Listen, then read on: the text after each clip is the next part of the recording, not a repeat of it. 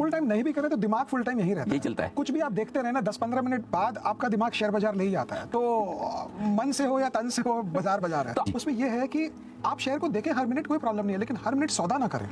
देखने में खराबी नहीं है। अब अगर मुझे इंटरेस्ट इक्विटी का है और इंडिया का बाजार बंद हो गया है, तो मैं ये देखूंगा कि डेनमार्क में एक कंपनी है एम्बेक्टा, जो इंसुलिन का इंजेक्शन की सुई बनाती है, 4 के पीई पे मिलती है। अब मेरा इंटरेस्ट आता है कि मैं जाके एम्बेक्टा की बैलेंस शीट खोल के देखूं क्या हो रहा है। तो ये नहीं देखते लोग, और बट इंटरेस्ट की बात है ना, मतलब कि अब आप एक बार इक्विटी में आ गए और अगर आप सैटरडे संडे पूरा डिस्कनेक्टेड हो गए और मंडे को फिर आप स्विच ऑन कर लिए, मतलब आपको अपनी जो इक्विटी है ना उससे उतना लगाव नहीं है। क्या सोमवार सुबह आपको ज्यादा मजा आता है कि शुक्रवार शाम को आपको ज्यादा मजा आता है? शेयर बाजार वाले जो है वो शुक्रवार शाम को थोड़े से उदास हो जाते हैं कि 2 दिन के लिए मेरा मार्केट बंद हो जाएगा, सोमवार सुबह फिर एनर्जाइज होते हैं। तो सबसे बड़ा इंपॉर्टेंट है आप सोचते क्या हैं। आप क्या 5,000 10,000 कमाने का सोच रहे हैं तो आप 9 से 3.5 देखे या नहीं देखे कुछ नहीं होना है। अगर आप ये सोच रहे हैं कि मुझे 5 करोड़ रुपए कमाना है बाजार से, मेन आपका फोकस कहाँ है, आपका विजन क्या है? आप दिन डे ट्रेडिंग में 2-5 हजार कमाने के सोच रहे हैं कि ओवर लाइफ टाइम 5 करोड़ कमाने की सोच रहे हैं? जहां 5 करोड़ कमाने का सोचेंगे ना, आप ये छोटा मोटा काम करना ही बंद कर देंगे कि ये ऊपर बेच दे, नीचे ले ले, 2 रुपए नीचे लगाओ, 5 रुपए ऊपर बेचो। वो जो दिमाग आपका एक्चुअली कंटामिनेट करता है, जिसको हम अंग्रेजी में कहते हैं पोल्यूशन कर देता है दिमाग में। और जहां आप सोचेंगे मुझे 5 करोड़ कमाना है, तो आप रिवर्स वर्क करेंगे कि मेरे पास इतने रुपए हैं, मेरे को 5 करोड़ पहुंचना कैसे है। अब वो पहुंचने के लिए क्या डायरेक्शन होगा वो फिर अपने आप आपको पता चलने लग जाए। कोई भी बोलेगा कि दुकान खोल लीजिए, नौकरी कर लीजिए, यहाँ इतना झेलना और उसके बाद भी मिलना इतना ही, तब तो फिर कोई बोलते हैं ना बहुत नाइंसाफी। इन्वेस्टर थे, हमारे लिए तो खराब दिन था। जिसके पास पैसा था उसके लिए तो उससे बढ़िया दिन ही नहीं था कोई। और फर्क यह है कि उस समय पोर्टफोलियो की भी लगी हुई थी और जान की भी लगी हुई थी। आज के दिन जान अपने पास है, सिर्फ पोर्टफोलियो थोड़े से डाउन है जो रिकवर हो सकते हैं। तो उस समय से जो मौका जो आया, जिसके पास पैसा था उसके लिए तो उससे बढ़िया कोई दिन ही नहीं था। क्योंकि मैंने आपसे भी पीछे बात हुई तो मैंने बोला कि आपके पास 2 ऑप्शन थे, या तो आपको कोविड हो जाता और आप मर जाते। तो आप मर जाते तो आपके रुपए तकिए के नीचे हो या डीमैट के शेयर में हो, क्या फर्क पड़ता है? तो कम से कम अगर आप जिंदा रहेंगे तो वो तो सिचुएशन बनाओ कि मैं जिंदा रहूंगा तो पैसे को मैं यूज करूं। और बहुतों ने उस समय मौका उठाया उस मंदी का, और जो फुल्ली इन्वेस्टेड थे हमारे ऐसे लोग, वो तो हम लोग इंतजार करते थे कब वैक्सीन आएगी और कब हमारा बाजार वापस ऊपर जाएगा। तो बड़ा पैसा लगाए है ना, बनाए हैं बाजार से, वो ये टाइमिंग पे ज्यादा दिमाग नहीं लगाए हैं। वो क्या खरीदें उस पे ज्यादा दिमाग लगाएं बजाय कि कब खरीदें। सो कब खरीदें जो है ना वो हमारा दिमाग को क्लाउड करता है। जैसे 90% हमारी इंडस्ट्री के लोग 90% अपना टाइम लगा देते हैं कि मार्केट ये 10% घटेगा कि बढ़ेगा, जबकि 10% घटे या 10% बढ़े में किसी की कोई जिंदगी में मैजिक नहीं होने वाला। जैसे मैं बोलता हूँ शेयर ऐसा खरीदो जिससे आपकी गाड़ी ना बदले, आपका घर बदल जाए। तो ये सोचने वाली बात है। तो अगर आप फोकस अपना सही रखेंगे तो कंपनियां ढूंढे, और अगर आप एक कंपनी ले लिए थोड़ी महंगी तो कोई प्रॉब्लम नहीं है, वो घटेगा तो अपने आप बढ़ जाएगा। लेकिन इंपॉर्टेंस ये बात की है कि यहां से अगर मेरा शेयर 5 गुना हो रहा है तो 20% घट भी जाएगा ना, तो कोई प्रॉब्लम नहीं है। मेरे पास और पैसा नहीं है तो भी कोई प्रॉब्लम नहीं है। वो डेस्टिनेशन इंपॉर्टेंट होना चाहिए, हम जा कहां रहे हैं। जाना दिल्ली और चेन्नई की ट्रेन में बैठ गए तो प्रॉब्लम ही होगी। सिंपली बताता हूं, एक 2 बहुत कॉमनली यूज्ड वर्ड्स होते हैं, एक मल्टी बैगर और एक होता है कंपाउंडर। करेक्ट। तो हम तो बचपन में कंपाउंडर उसको समझते थे जो बोलता था पीछे मुड़ो और एक सुई लगा देता था। तो शेयर बाजार ऐसा है कि इसमें सुई तो हर वक्त लगता है, हर आदमी सुई लगाता है। तो कंपाउंडर और मल्टी बैगर में ये फर्क है, दर्शकों के लिए बता रहे हैं कि मल्टी बैगर वो शेयर है जिसका पी भी बढ़ता है, प्राइस अर्निंग्स रेशियो, और ईपीएस भी बढ़ता है। तो प्राइस अर्निंग्स रेशियो 20 से 40 हुआ और ईपीएस समझो 100 से 400 हुआ, तो 4 गुना अर्निंग बढ़ी और 2 गुना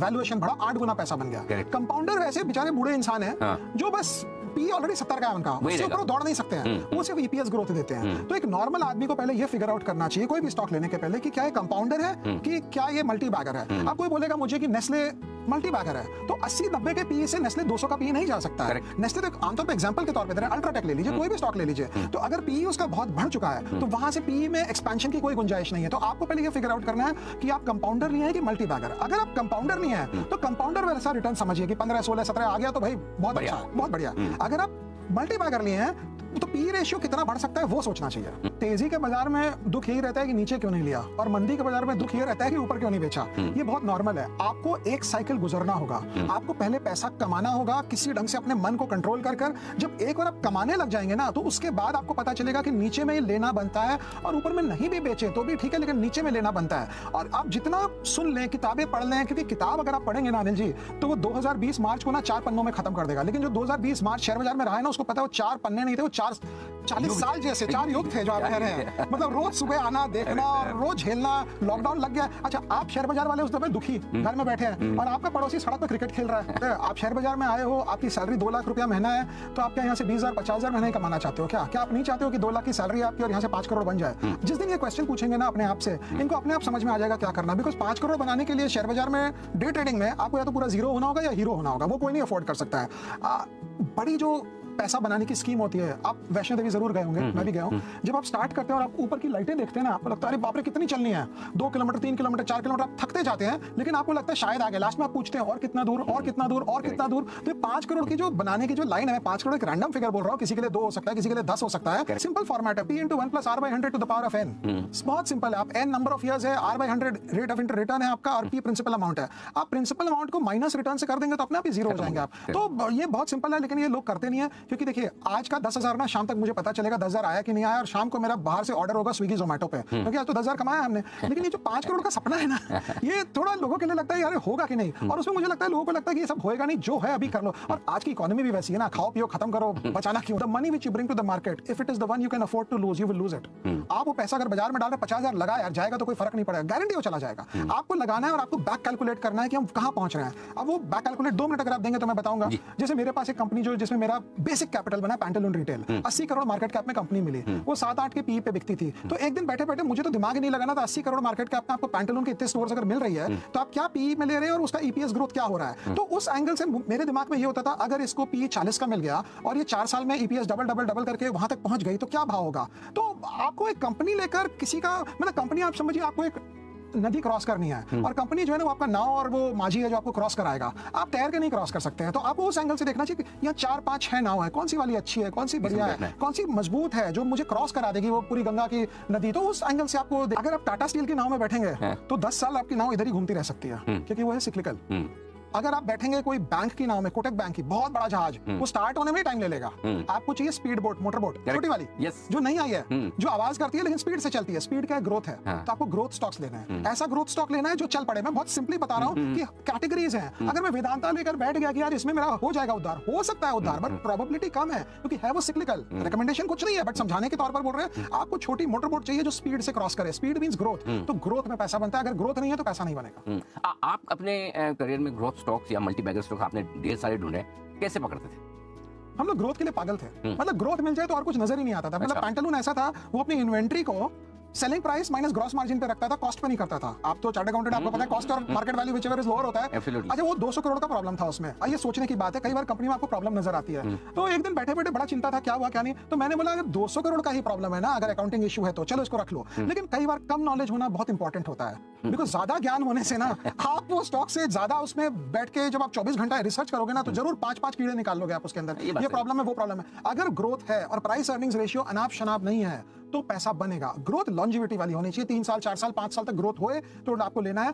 नहीं भी हो तो क्योंकि आपको लग रहा है ग्रोथ है, मार्केट को अगर नहीं लगेगा ग्रोथ है तो आपका नहीं चल सकता है। तो वो एक बहुत पिक्यूलियर प्रॉब्लम है। जैसे हमारी जेएसडब्ल्यू स्टील करके कंपनी है सिक्लिकल, लेकिन आप 20 साल का हिस्ट्री देख लीजिए कैसे ग्रोथ करती है। वो रिकमेंडेशन कुछ नहीं है वो, बट मैं आपको उदाहरण के तौर पर दे रहा हूं। तो कई बार सिक्लिकल में भी ग्रोथ निकल जाती है, और कई बार यूनाइटेड स्पिरिट जैसी कंपनी है जिसको ग्रोथ होना चाहिए वो बेचारा ग्रो ही नहीं कर पाता है। तो वो एक सेकंड लेवल एनालिसिस है, बट मोटा मोटी ग्रोथ चाहिए। या आप प्रमोटर भी होगा तो पैसा बना देगा। मैं 2002 में अनिल जी आप मुझे यूनिटेक दिलाए होते मैं कभी आपको कंप्लेन नहीं करता। प्रमोटर तो अच्छा नहीं था ना। अगर बुल रन आता है ना तो प्रमोटर उतना मैटर नहीं करता, मैंने देखा है, बिकॉज वो फिर स्टॉक चलता है पूरा दमादम। बट नॉर्मल आमतौर पर अगर आपको 10 साल के लिए रखना है तो प्रमोटर बहुत अच्छा होना चाहिए, एक बहुत मोटा हिसाब से। और उसमें आप दूसरा नीचे वाला शेयर ढूंढने ना जाएं, जो लीडर है उसको पकड़े। अच्छा, कंज्यूमर आप ले सकते हैं, $2,000 का पर कैपिटा इंडिया का, अगले 10 साल में आगे पीछे रोते गाते हम 6-7-8 हज़ार डॉलर पहुंच ही जाएंगे।